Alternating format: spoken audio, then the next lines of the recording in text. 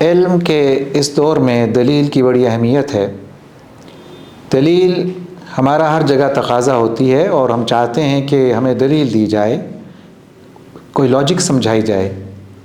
ماہ رمضان المبارک ہے اور ماہ رمضان المبارک کا جو امتیاز ہے وہ روزے ہیں، تو سوال پیدا ہوا کہ جی روزے کی کیا دلیل ہے، روزے کی لاجک کیا ہے، روزے کا فلسفہ کیا ہے، یہ سب دلیل کے حصے ہیں۔ تو اللہ کریم نے ارشاد فرمایا یا ایھا الذین آمنوا کتب علیکم الصیام کما کتب علی الذین من قبلکم لعلکم تتقون، کہ اے ایمان والو تم پر روزے فرض کیے گئے ہیں جیسا کہ تم سے پہلوں پر بھی فرض کیے گئے تھے، لعلکم تتقون، تاکہ تم متقی بن جاؤ، تاکہ تم بچ سکو، تاکہ تم پرہیزگار بن جاؤ۔ روزے کی فرضیت اور روزے کی دلیل یہ دونوں ایک دوسرے کے ساتھ متصل ہیں، جڑے ہوئے ہیں، ایسے جڑے ہیں ایک دوسرے کے ساتھ جیسے چولی دامن کا ساتھ ہوتا ہے۔ فرضیت اللہ پاک کو ہمارے روزوں کی احتیاج نہیں ہے، یعنی کہ خدا ایسی ہستی نہیں ہے کہ آپ روزہ نہیں رکھیں گے تو اس کی شان میں کوئی کمی واقع ہو جائے گی، اور نہ ہی اس روزے رکھ لینے سے اس کی شان کوئی بڑھ جائے گی۔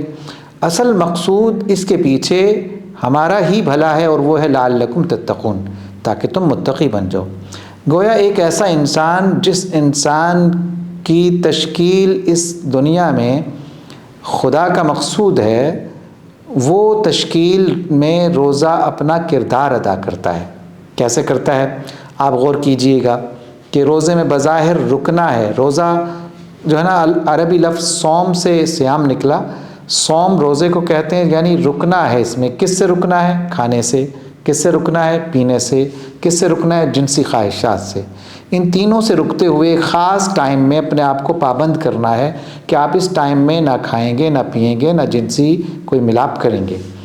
اب اس دوران یقینی طور پر کچھ اور چیزیں بھی اس کے ساتھ جڑ جائیں گی، جیسے آپ صلی اللہ علیہ وسلم نے فرمایا صرف کھانا پینا ہی روزہ نہیں ہے۔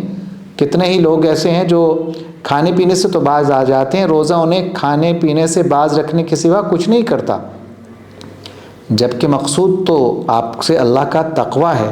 یعنی تقویٰ کوئی ایک خاص کیفیت نہیں ہے، تقویٰ اگر میں کہوں تو تکمیل انسانیت ہے۔ تقویٰ انسان کامل بننے کی طرف چلنے کا ایک رستہ ہے۔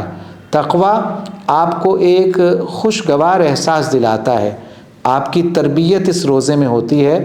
روزہ آپ کو صرف رب کے قریب نہیں کرتا بلکہ آپ کو ایک اچھا انسان بناتا ہے، اور اچھا انسان جب بن جائے اللہ کے حضور وہ زیادہ قابل قبول ہوتا ہے۔ وہ انسان جو اپنے اطوار سے، اپنے کردار سے، اپنے گفتار سے، اپنے علم سے، اپنے حلم سے، اپنی گفتگو سے، اپنے انداز نشست و برخاست سے کسی پر اثر انداز ہو سکے، تو اس کے لیے ضروری ہے کہ کوئی ٹریننگ مینول ہو جو آپ کو اس کے قابل کر دے۔ تو دنیا میں آپ کچھ بھی بننا چاہیں نا تو اس کے لیے کچھ ٹریننگ مینول بنائے جاتے ہیں اور ان پر چلایا جاتا ہے تاکہ آپ کی جو ہے تربیت بن جائے اور وہ تربیت آپ کی پرسنالٹی ڈیولپ کرے۔ تو اگر آپ مجھ سے پوچھیں تو آپ کی پرسنالٹی ڈیولپ کرنے کے لیے ماہ رمضان آ گیا ہے، اور روزہ اپنی دلیل کے ساتھ جلوہ گر ہوا ہے۔ اسے رکھیے اور پھر دیکھیے کہ آپ کی شخصیت میں کیا کیا تبدیلی واقع ہوئی ہے۔ آپ بھوکے رہ کے بھوکوں کا درد جانیں گے، پیاسے رہ کر پیاسوں کی اس تڑپ کو جو پیاس میں بیدار ہوتی ہے اس سے آگاہ ہوں گے، اور غم خواری کرنے کا آپ میں جذبہ بیدار ہوگا۔ یہی اللہ رب العزت کی ہم سے خواہش ہے، وگرنہ کچھ کم نہ تھے طاعت میں کرو بیاں۔